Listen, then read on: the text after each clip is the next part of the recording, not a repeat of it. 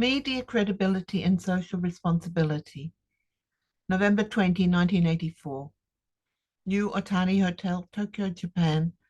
7th World Media Conference given on behalf of Reverend Sun Myung Moon. Honorable Chairman, distinguished co-chairman, ladies and gentlemen, it is my pleasure to welcome you all to the 7th World Media Conference here in Tokyo, Japan.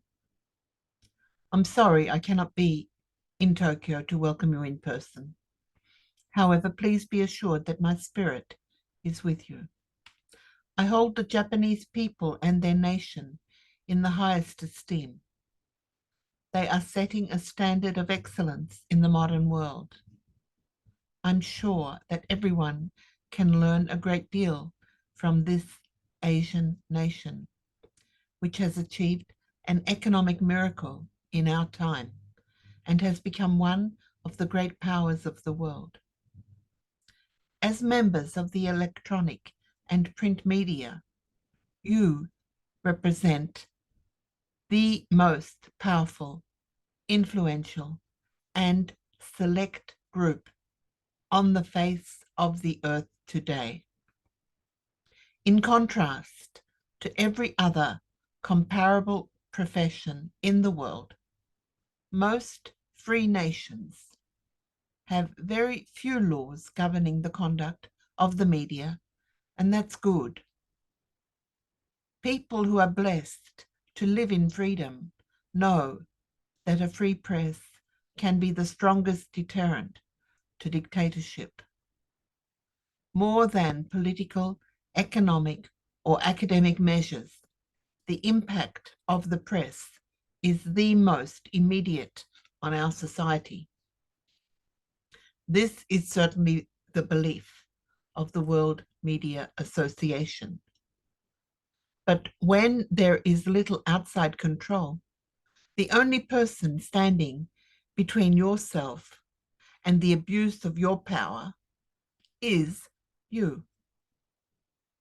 Freedom is indeed one of the most precious gifts of the Creator. Human beings are created to be free, spiritual beings. But when God created human beings free, He also gave them responsibility. Freedom requires self-discipline and self-control. Freedom is bound by law. There are natural, physical, and spiritual laws at work in the universe, and they are the ultimate limits of freedom. You are free to go to the top of the new Otani Hotel and jump off. That is your freedom. But your free act will bring your own destruction because you are going against the laws of nature. You are free to go into the ocean and breathe water instead of air. But the laws of nature will again be operating. Your lungs cannot bear it, and your life will be destroyed. No one can dispute this fact. Spiritual laws, however, are not so obvious, yet they are as absolute as the laws of nature. To recognize spiritual law, we must recognize human beings as spiritual beings, created by God, the first spiritual being in the universe. God alone, being the creator, determines the purpose of creation and sets the spiritual law. All value begins with God. God has already determined the purpose of human life and how human beings can fulfill that purpose. This is the foundation of absolute value. From this absolute value foundation, moral principles emerge, and these moral principles comprise the spiritual law. Human beings created as spiritual beings are bound by this spiritual law. We are here on earth to fulfill the fundamental human purpose as determined by the Creator. Our spiritual well-being is served as we fulfill our individual purpose in accordance with the moral law established by God. When we violate this law, we invite self-destruction, just as we do when we violate the laws of nature.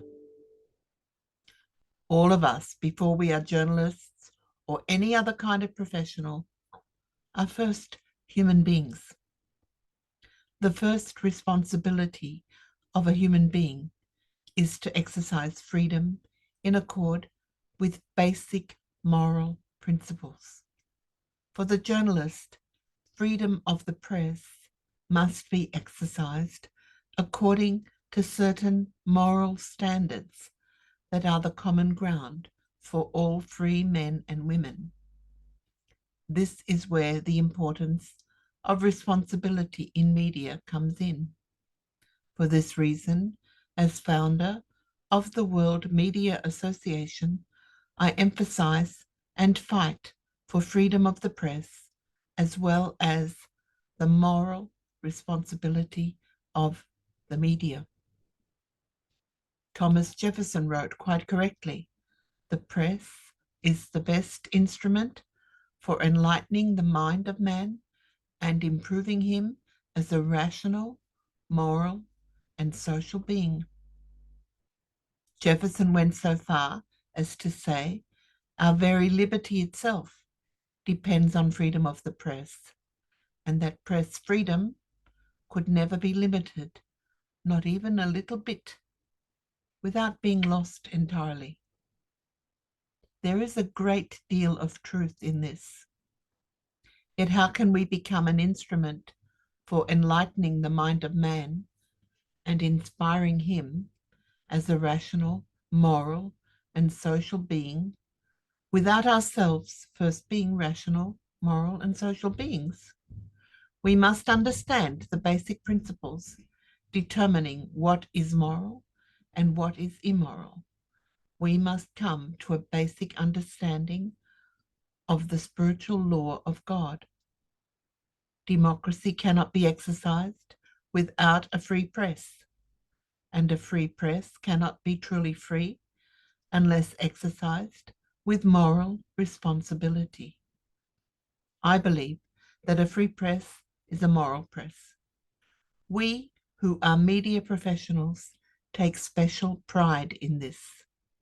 This is why we can say that journalists hold a special place in our society. They are the guardians of freedom and fighters against injustice. In recent years, however, has our press been a moral and responsible press? Let us take the example of the press in the United States. The United States is considered to be the best example of a democratic system. The United States Constitution guarantees freedom of the press. Nevertheless, it is clear that the media's credibility and esteem are declining. Studies show that in increasing numbers, people do not believe the newscaster as much as they used to. There seems to be, floating through the fabric of society, a growing perception of media arrogance and untrustworthiness. Last year, when United States troops were sent to Grenada, journalists were excluded from the scene. An NBC nightly news commentator said what many members of the media were feeling. He said, "The American government is doing whatever it wants to, without any representative of the American public watching what it is doing." The response that quickly poured into the offices of NBC in the form of letters and phone calls was that viewers supported the government's action 5-1. An ABC newsman said that 99% of his mail supported President Reagan's decision to keep the press out of Grenada. Time magazine received many letters on the issue, running 8-1 against the press. In 1976, The National Opinion Research Center conducted a poll which determined that only 29% of the American population had a great deal of confidence in the press. Public esteem was already low, but 8 years later, that number has fallen even lower to 13.7% in a recent survey, and it continues to decline. Why is this? Why is the public refusing to believe the media? The public suspects selfish motivation behind news reporting, and people see that media practice has become increasingly irresponsible, sensationalistic, and unprincipled. The media cannot be apathetic to the trend of decreasing credibility. We cannot close our eyes to our responsibility for the future of the world. We, as founders, owners, writers, and broadcasters of the media, must squarely face the judgment of public opinion, the judgment of history, and the judgment of God. Our job at the World Media Conference and the World Media Association is to restore declining media credibility to a wholesome level of trust and confidence. This is why our theme this year is Media Credibility and Social Responsibility.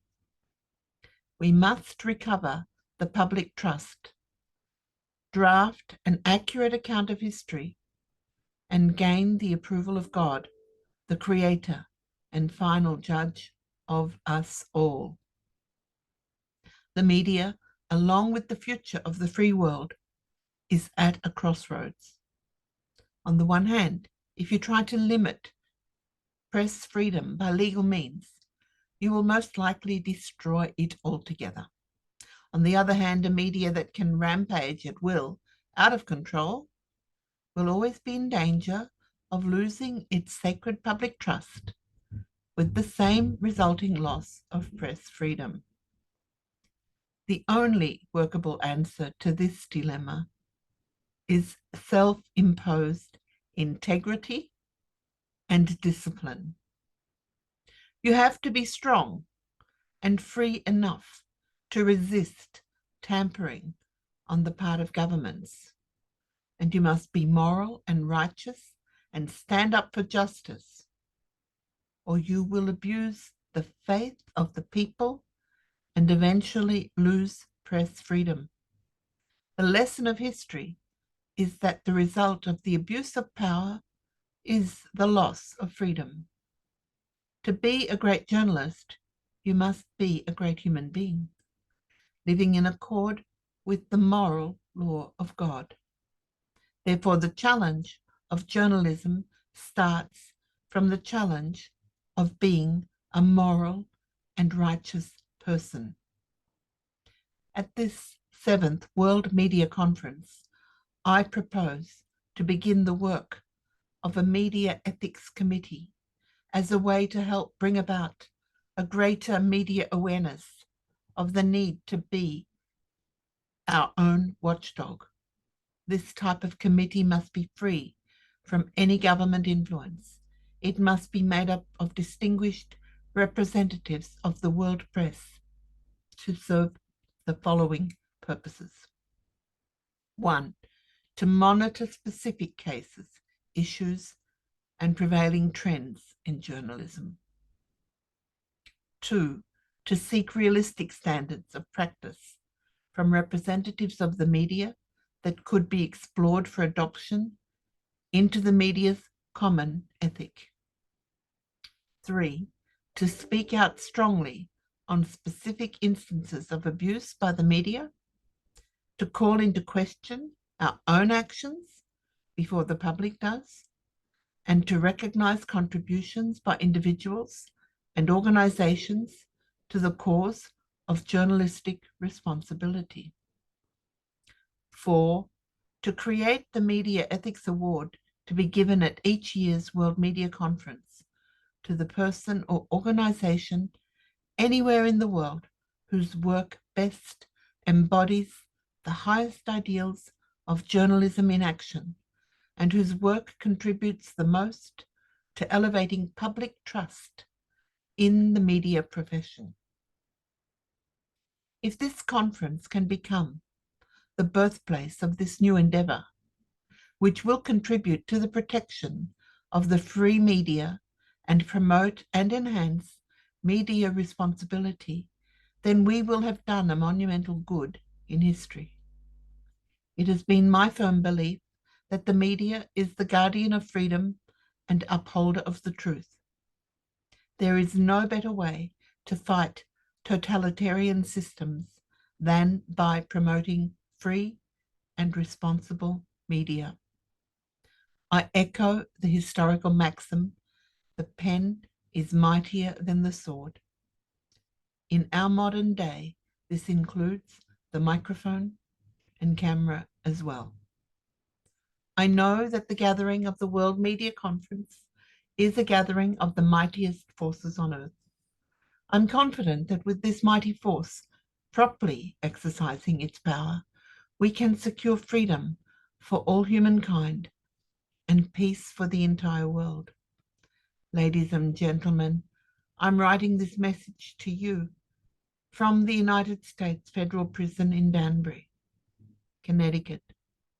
More than anybody else, I understand the preciousness of freedom, but I cannot bend my principles for the sake of my own freedom.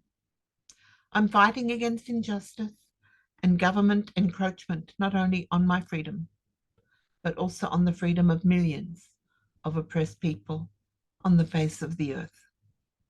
May God bless you and your conference in Tokyo. Thank you very much.